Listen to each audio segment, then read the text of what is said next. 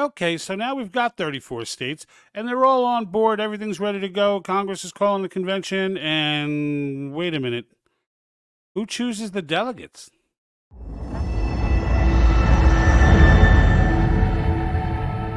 Okay, so we're going to be starting our new series here. We're going to be tackling one question, one commonly asked question on Article 5 in the calling of a convention of states to propose amendments to the Constitution to restrict the power of the federal government without the federal government having any say.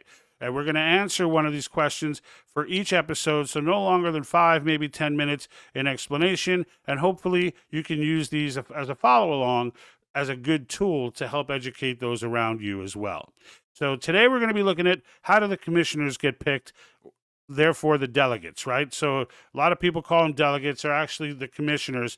They get commissioned by the states. But before we do this and before we get into this question, I do want to let everyone know, if you like the gear that you see us wearing on these episodes, in this particular one, Play Offense, Article 5, we've got the distressed upside down flag. Other ones such as Once You See, You Cannot Unsee, with all the excellent hashtags underneath, with hashtag BlackRock, hashtag Disney, hashtag Save Our Children. So if any of this gear appeals to you, you can actually purchase it at our website or through our website. There's a link there to go to the Article 5 store, although there's more than just Article 5 stuff there. It's called COS Patriot Shop. It's on Etsy, and very reasonably priced, free shipping, great stuff. If you like any of the gear, definitely jump in. You can show your support, pick up a t-shirt. Great conversation starters on the topic as well. All right, so let's go ahead and get into this. Now, a lot of people ask this question because they look at Article 5 and they say, well, Article 5 doesn't specify who selects the commissioners or the delegates.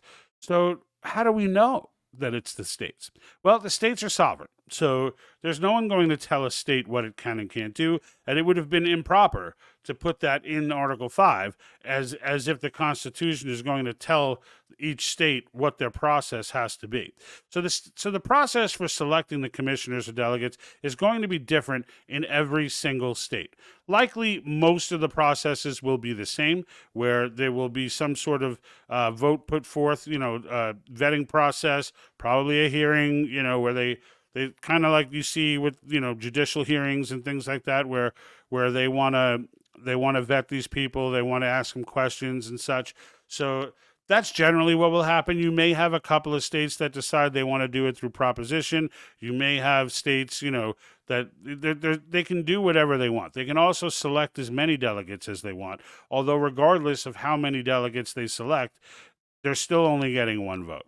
So when everybody gets to convention, if Texas has 15 delegates or commissioners and, Iowa has 2, well, Iowa's 2 get the same vote that Texas's 15 does. All it would mean by sending more people is that you have more people conversing, debating, talking about it, etc. So there's no limit to how they can handle that. Each state being its own sovereign nation, so to speak, its own sovereign entity, gets to pick its own path. So that's why you don't see it specifically outlined in the Constitution. That's actually a good thing. You don't want the Constitution outlining specifically what a state can and can't do when it comes to things like procedures and things of that nature. That's left to the states to decide. Now, why is that a good thing that the state legislatures handle this? Well, the state legislatures handle everything in this process. They are the most powerful entity. When combined, there is no more powerful entity than the state legislatures. None. Not governors, not presidents, not Congress, not the Supreme Court. All right? These guys really control the bill. And the reason that's so is because the founders understood that they are the closest to the people.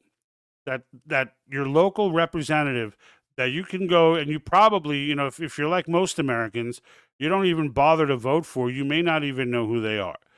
But I can tell you that person, in conjunction with the other state representatives around this country, is a part of the greatest body of power that this country has.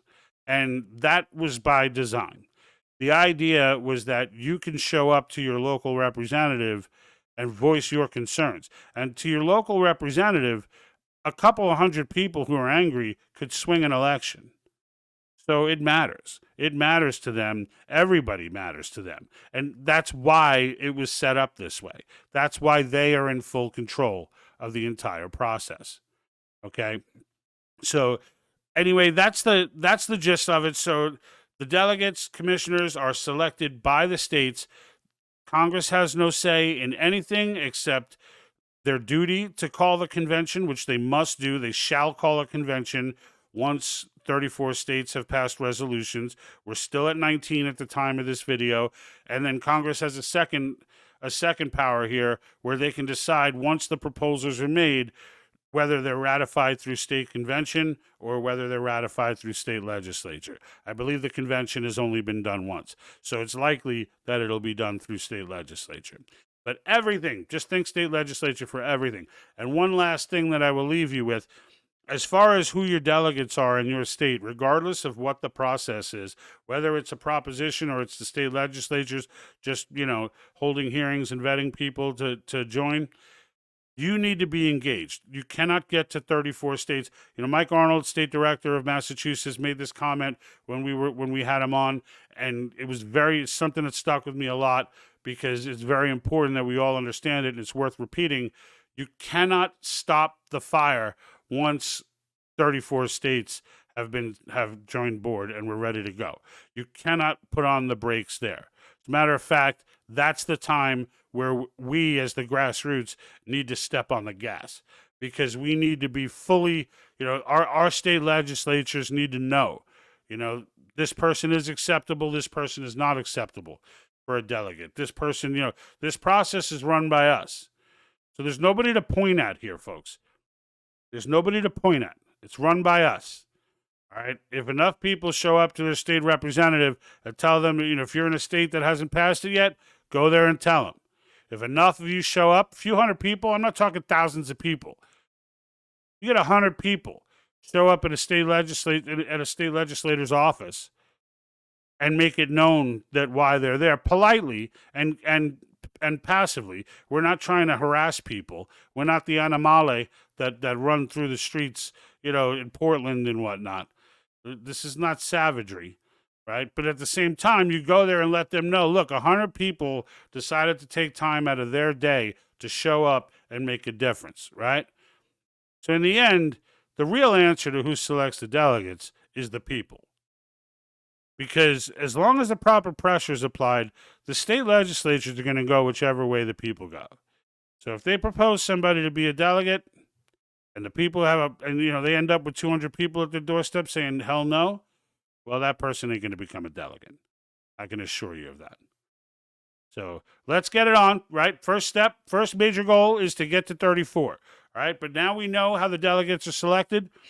And the fact of the matter is, we're looking forward to getting to that point in the process. Stay tuned. We're going to be doing these videos pretty frequently. So one question at a time. If you have a question about convention of states that you'd like to ask and you're not sure about, hit me up with it. Leave it in the comments. Let me know where you're watching from as well. I'd like to see, I know that the reach is very international at this point. Let me know where you're watching from. I'm very curious. I like to see that in the comments as well.